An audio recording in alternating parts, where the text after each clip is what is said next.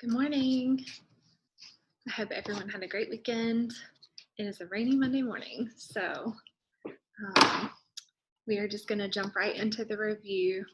I have a lot of questions picked out that are similar to your test. Some of them are actually on your test, so this review should be very helpful to you. We had a short module this time, so we're going to review today and tomorrow. We're going to have a test on Wednesday. I'll be here at the same time on Wednesday like I would for class, just in case you have questions that you want to ask me while I'm here. So I'm kind of trying to stall to wait for some people to show up, hopefully, so that you guys can get the most out of this review. So module 12, let's see. We're not doing a whole lot of questions from the study guide, but if you want to start there, that's where we'll begin our review. We are going to start, I hate sometimes the study guide does not have very many questions that are similar to that on your test, because I just don't think it's helpful to do the study guide if it's not going to actually help you study. So I've picked out the ones that I think are helpful, and there's only like 6 of them. So again, I'm just stalling, so hopefully someone will show up soon. I don't want to have to repeat myself when everyone gets here. Okay, so let's just, first of all, our whole module was on energy, heat, and temperature. So the first thing that I want you guys to do is to define energy. And energy in your book is defined as the ability to do work. Your tests ask you kind of a weird question about how energy and, let's see, work are related, and all you need to remember is the definition of energy. Energy is the ability to do work. That's how they're related. That is the definition of energy. So that's how energy and work are related. Energy is the ability to do work. That is one test answer. You're welcome. Another thing I did want to tell you guys is that I'm throwing out about 4 test questions. So your test has 17 questions, and I'm throwing out 4 of them. So you're only going to have 13 questions on this test. And so hopefully it should be an easier one, a little bit of a shorter one, to help you guys out a little bit, just because some of the questions were not worded in a way that I feel were what they taught us. So there's Garrett. Good morning. Morning. I was trying to stall, hoping that somebody would get here so I didn't have to repeat myself. All right, we're going to jump into the review for Module 12. And I did go ahead and go over one question already. So first thing, I want you to know the definition of energy. And your book says that energy is the ability to do work. So your test is going to ask you a really weird question that says, how does energy and work relate to one another? And all you need to know is the definition of energy. Energy is the ability to do work. So that would be the answer when they ask you, how are the terms energy and work related? Energy is the ability to do work. While you're writing that down, I also mentioned that I'm going to throw out about 4 test questions on this test, just because they didn't word them in a way that I feel was how we learned it. So I just threw them out. So you'll only have about 13 questions on this test, so it shouldn't be too bad. All right, we're going to go to the study guide now. And I'm going to start with question number 2. So it says, classify each of the following as having either potential or kinetic energy or both. And I do want to briefly discuss the difference between the two. So potential energy is energy that is stored, and kinetic energy is energy in motion. And if you remember our fire example, so your wood sitting there has potential energy, the oxygen around it has potential energy. Once you light that fire, there's kinetic energy going on. There's flames, there's heat. So that's the difference. So a gold bar would have potential or kinetic or both.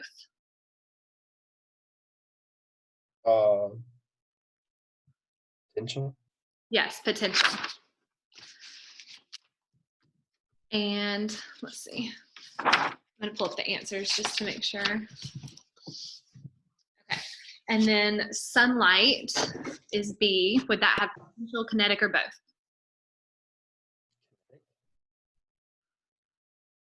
Do we feel heat from sunlight? Yes.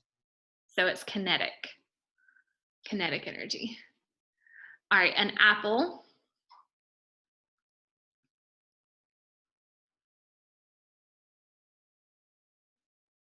Potential. Yes. And a hurricane. I wouldn't have known the answer to this one. It says it has both because it says since air is matter, it has potential energy, and a hurricane is a swirling mass of air. But it says because the air is moving, it's also kinetic. So I guess that one's both. That's interesting. Let's see if there's anything like that on your test. Mainly just remember the apple one. Hint, hint. All right, number 3 on your study guide. A chemist watches the temperature of a vat of liquid and notices that it increases over time. What can the chemist conclude from this observation? So the temperature in the liquid is rising. So in relating to energy, is it gaining energy or losing energy if the temperature is rising? Gaining. Yes, it's gaining energy. So that's all they want to know there. And let's see.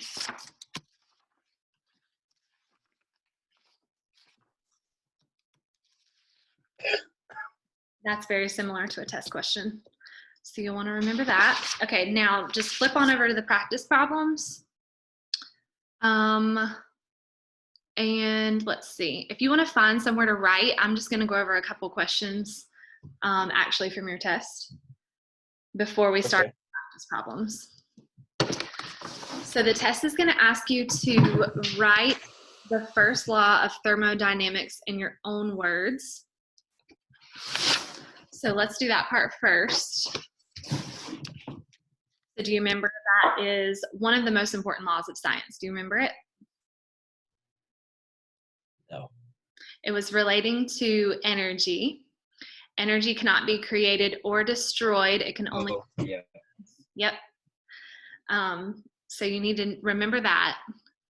And I liked how we talked about how that related to God and just the fact that he's so much more powerful than us. We can never create that. He only made a certain amount of energy for the whole world, and it can never be changed. So I really thought that was interesting. So we would want to know that, the first law of thermodynamics, and then it says to use it to explain where the flame of a burning candle gets its heat. So if energy can't be created, where is the flame of a burning candle getting its heat?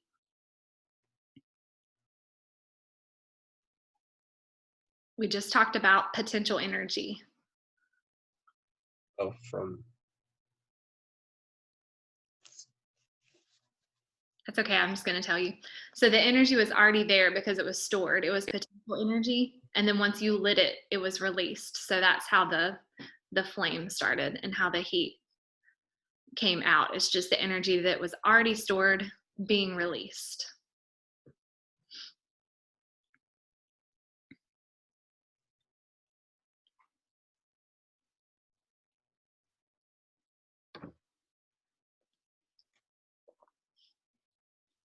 All right.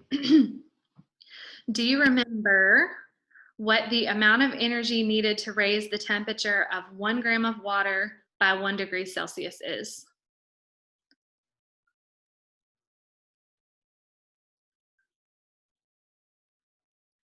No. Not exactly. Okay. So this is a word that we have one with a lowercase and one with an uppercase. One we use for food and one we use for science. Calorie. Yeah. Okay, so lowercase c, calorie, is the amount of energy needed to raise the temperature of 1 gram of water by 1 degree Celsius.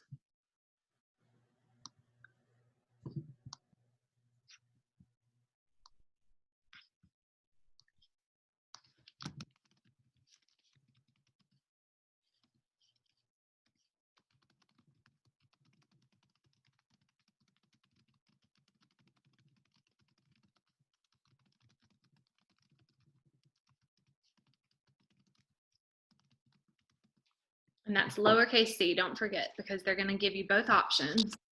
Uppercase C is the food calorie.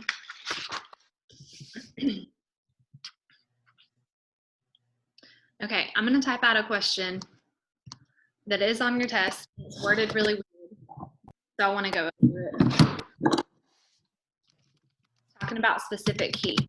Now, do you remember what specific heat is? Yeah. So the larger the specific heat, the harder it is to heat up, or the easier? The harder. Yes.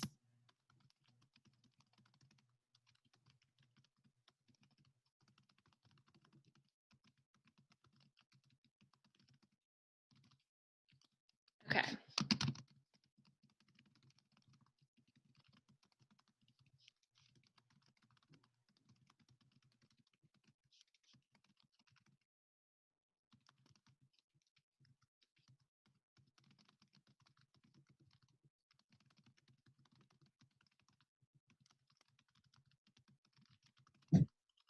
All right, so the question is, the specific heat of plastic is 50 times larger than the specific heat of lead and 10 times larger than the specific heat of stone. Equal masses of lead, plastic, and stone have the same initial temperature, and they're each given the same amount of energy. Which ends up the hottest? So basically, we need to find the one that has the lowest specific heat, right? So what would your answer be?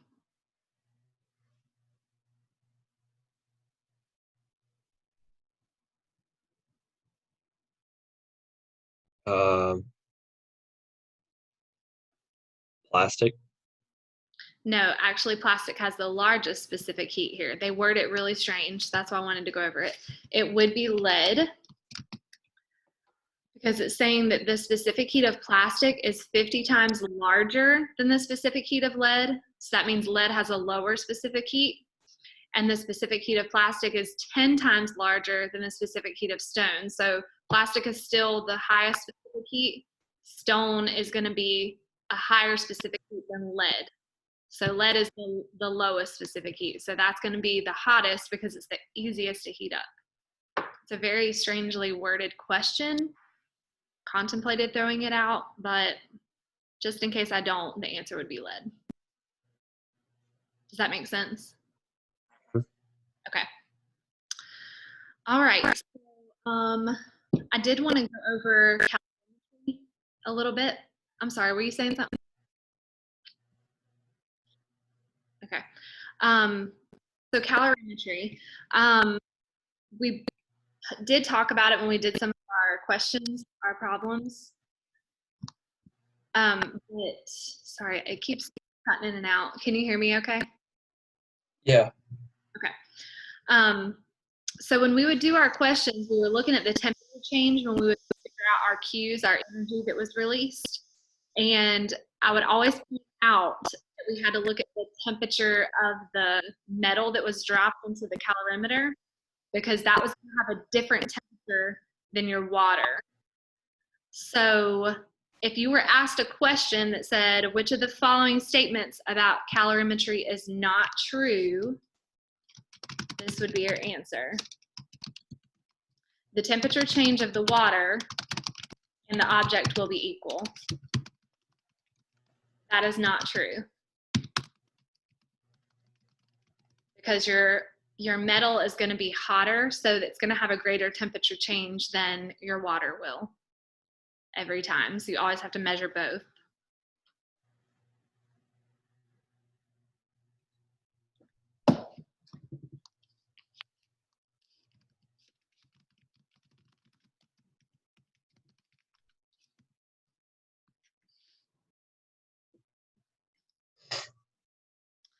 All right, I'm going to jump into the practice problems now that we've covered all that. we're going to start with practice problem number 2. I'm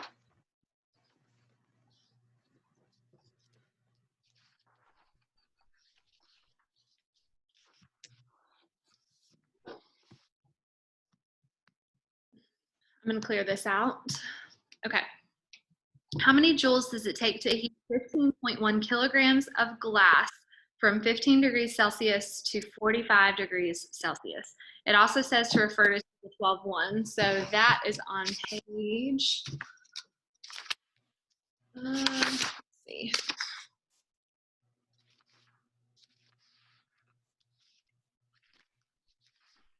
That is on page 430.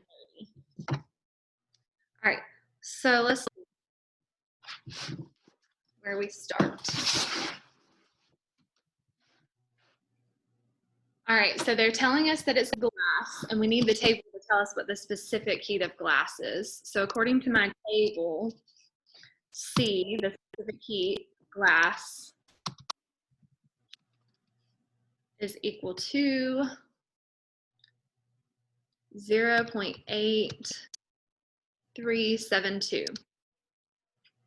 So that's your C that you're going to need in your equation. Okay, so we did that. All right, so now we have specific heat, we have mass, they gave me 15.1 kilograms, and we have a change in temperature. So that will help me figure out Q. Remember your equation that you're going to use over and over. Q equals M times C times change in temperature. So Q in this situation equals, now I do need my mass to be in grams. So first we have to convert that. So I'll do that over here. So we were given 15.1 kilograms.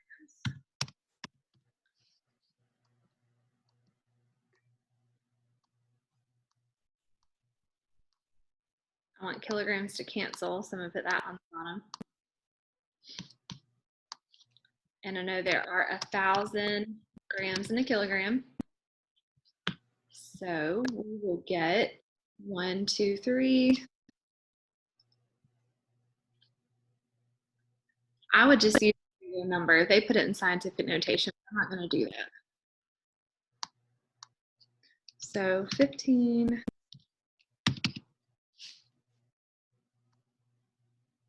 Okay. Grams times, I'm just gonna plug in the C value that we found from the table.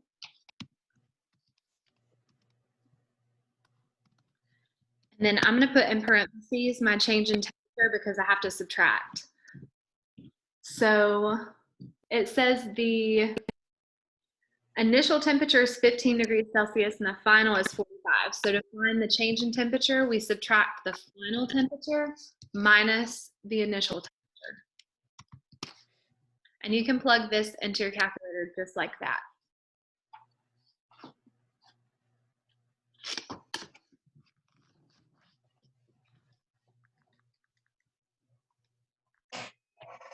I don't know where mine is. You don't know where it is? You can use your phone because you're not in class. Oh, it's in my math book. Oh, well, there you go. You might need it for that class too. Probably. I got a big number, so I'm gonna kind of type it out and then we can change it to scientific notation together.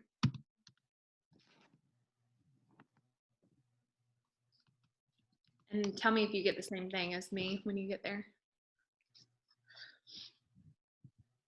Yes. Okay, so we need 2 significant figures because the temperatures they gave us were only 2 significant figures. So I need to make this scientific notation. So the decimal is going to always go after the first digit. So it's going to be 3 point something.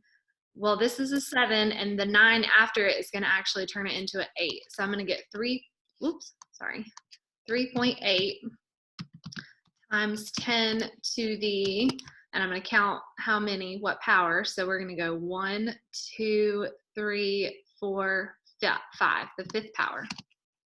And the answer is in joules.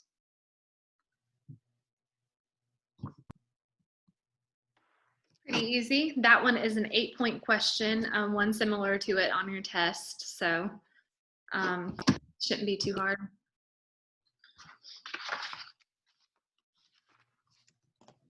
All right. Going to number 3. Number 3 says 124.1 grams of an unknown substance absorbs 50.0 kilojoules of heat and increases its temperature by 36.3 degrees Celsius. What is its specific heat? And it's just reminding you there that the K is standing for kilojoules. So that's just your unit. And this is a 4-point question on your test, so it's not quite as much as the one we just did. All right, so let's see. We're given a change in temperature, we're given a mass, and we're given the energy. And they're asking for the specific heat. So let me clear this out. Now I need to take my equation, oops, and solve for C. And I know you're probably used to this because I did it a million times last week, but I'm still going to write it out. So to get C by itself, I'm going to divide this side by change in temperature and mass. I have to do the same thing on this side. So I'm going to end up with C equals Q divided by mass times change in temperature. This is my equation. Now I just have to plug everything in, but I need to get the units. Well, it looks like the units are fine because with C, we can use whatever units we're given, so we don't even need to convert, so that's nice. So let's just plug it in. So C equals, Q they give me is 50.0 kilojoules divided by, the mass they give me is 124.1 grams. And they give me the change in temperature, I don't even have to subtract, is 36.3 degrees Celsius. So when you plug it in your calculator, make sure the bottom portion is in parentheses because you want the whole denominator. Okay, so 50 divided by parentheses 124.1 times 36.3.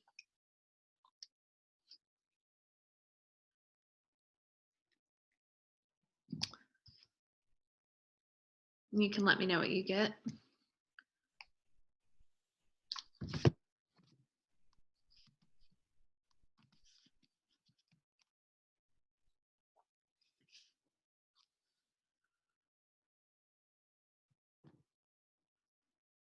Uh, 0.0110. Yep. I know. And I'm just going to do 3 significant figures since that's what we have.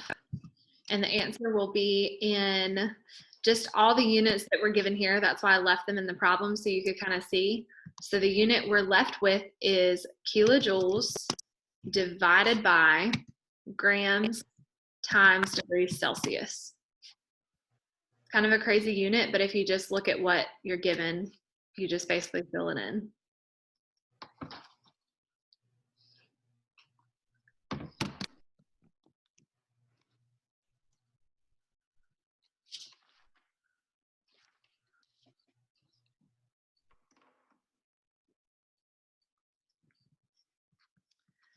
All right, you good? Yeah. All right, we're gonna go to number 4. And this is another 8-point question on your test. A 245 gram piece of copper at room temperature, which is 25 degrees Celsius, loses 456.7 joules of heat. What will its final temperature be? So it gives you the initial temperature and it's asking for the final temperature.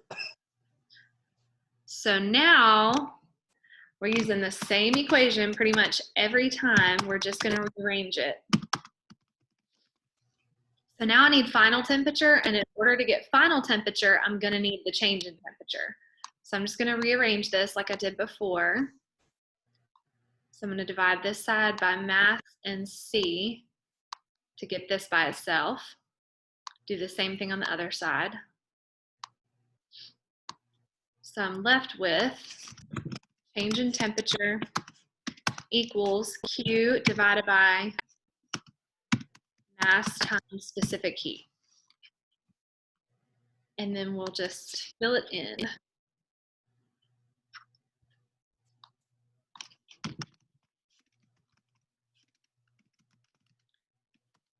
All right, so the Q they give me, they say it lost 456.7 joules of energy.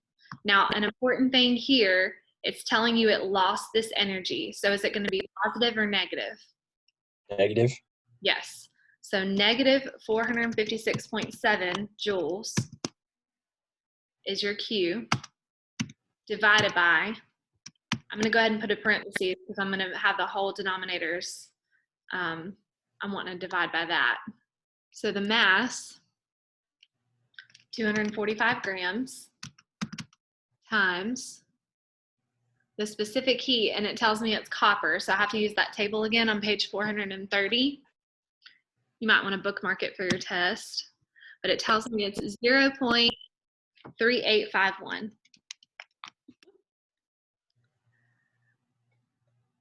And the units are joules divided by grams times degrees Celsius in parentheses. So notice I have joules in the numerator and in the denominator, and then I have grams in the denominator and in the numerator, which should leave me with just Celsius. So plug all this in the calculator. Don't forget the negative sign.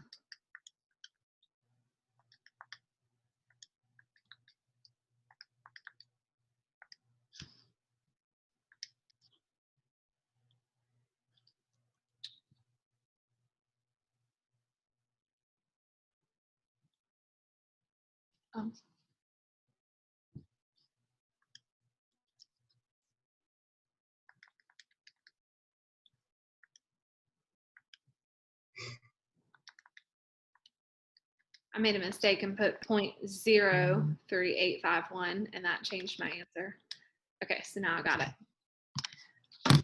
Well, you got negative 4.8. 4.8.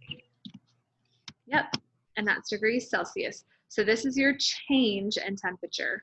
So now we're going to use that equation that we learned earlier.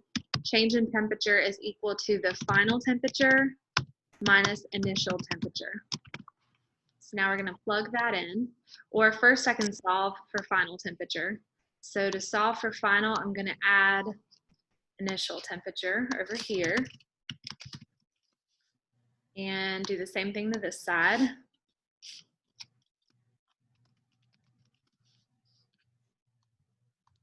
Which is going to cause this to cancel out. And my equation for final temperature is equal to change in temperature plus initial temperature. Now we plug it in. And the change was negative 4.84. And the initial was 25 degrees Celsius.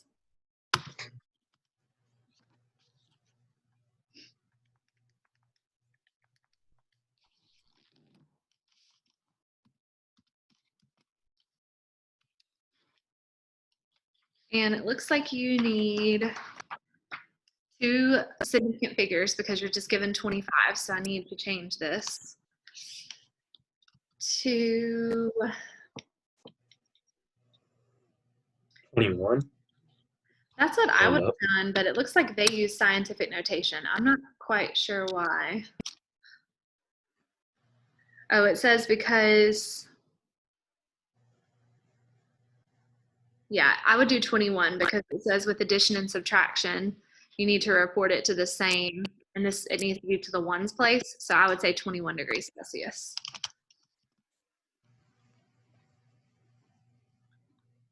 Any questions on that one? All right, the last practice problem we're going to do is number 7.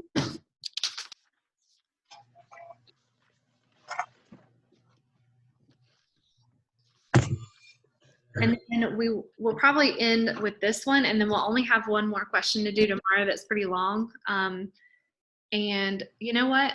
This is a long one too, so we'll see. I think we have time to do it though. We'll do one more long one tomorrow, and then we might can start the test early if we need to. That way you have some time to ask questions. But so maybe just go over. Yeah. If you have any questions, just bring them tomorrow so that we can use our time. TJ was supposed to be here, so I don't know where he is.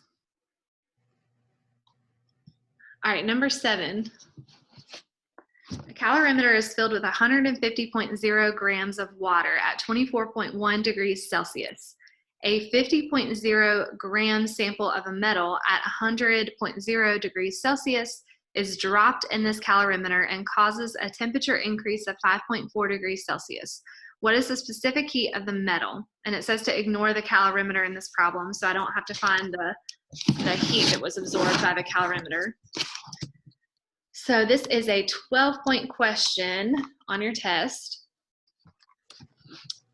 All right, so this is one of those where we have to find all the Q's first, and then we find the Q of the object, and then we figure out specific heat from there. So first, let's find the Q of water, because they tell me the Q of the calorimeter I can ignore. So the Q of the calorimeter is really just 0. So Q of water, always the same equation. Stop. So the mass of the water, you just have to really pay attention to everything because you're given a lot of information in that problem. Make sure you don't accidentally use the mass of the metal. So if we're finding out the Q of the water, we're going to do 150.0 grams times, and remember we have to memorize waters or just use your book whenever you do your test. Water specific heat is 4.184. And it says that there's a temperature increase of 5.4 degrees Celsius. That's going to be change in temperature. I'm going to plug all that in the calculator.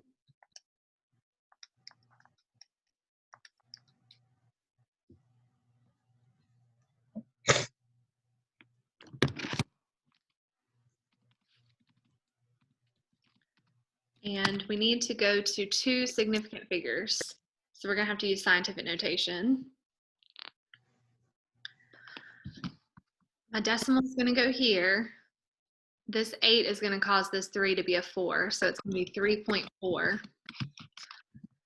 times 10 to the 1 to 3rd power. And that is in joules. All right, now I'm just going to use that equation. We don't have many equations this module, just 3, I think. But the one that's negative Q of the object is equal to Q of the calorimeter plus Q of water. So that means we just plug it in. So 0 is the Q of the calorimeter. They told me to ignore it. Plus this number I just got. And all I need to do is put a negative sign in front of it.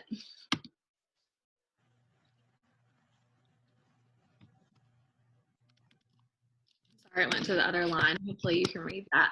So the Q of the object is going to be negative 3.4 times 10 to the 3rd power joules. And that makes sense because if the water absorbed this much heat, then your object released that much heat. So now we're going to use this equation to solve for the specific heat of the object. So like before, we're going to rearrange.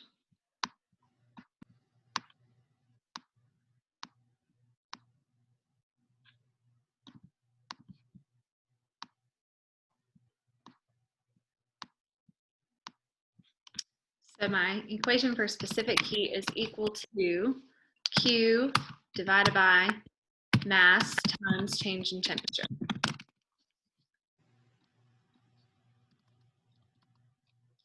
So the Q of the object was negative 3.4 times 10 to the third power.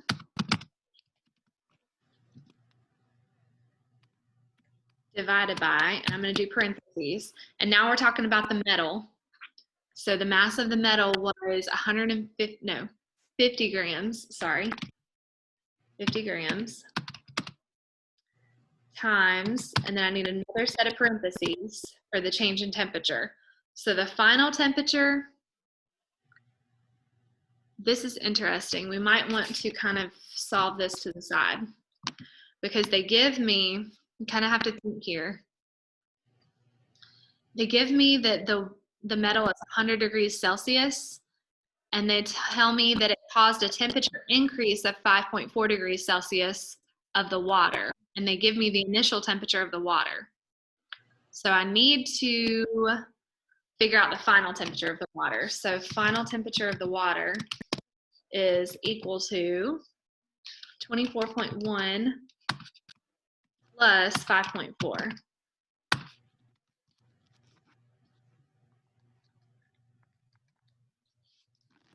So the final temperature of the water was 29.5. So my change in temperature for the metal was 29.5, my final temperature, minus the initial temperature of 100.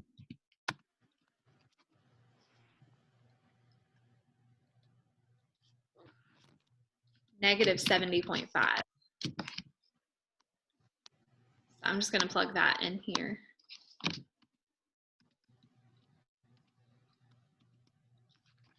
Then you're going to put all this in your calculator. You need to put this in parentheses as well, so I'll go ahead and, oh, I can't add those now, but put this whole numerator in parentheses too.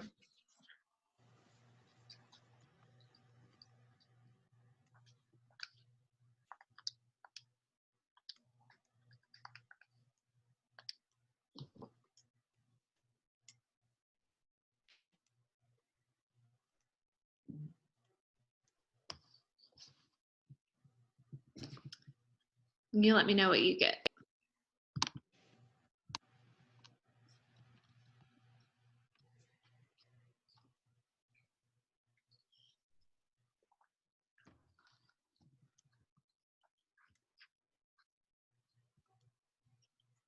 Uh, 9.96453. Yeah. Good. And we need to round it to 2 significant figures. So it's going to round to 0.96 since this is a 4. Now the unit is going to be joules, because this was in joules, divided by grams, oops, times degrees Celsius. This is a lot of steps. Do you have any questions? Not really. Okay. Now the change in temperature for the metal can be confusing. It should normally be negative because it's going to be going from hot to cold. So just a little tip there. Okay, well, that's all I have for today. We will finish our review tomorrow and bring any questions that you might have. All right, have a good day. Bye. See ya.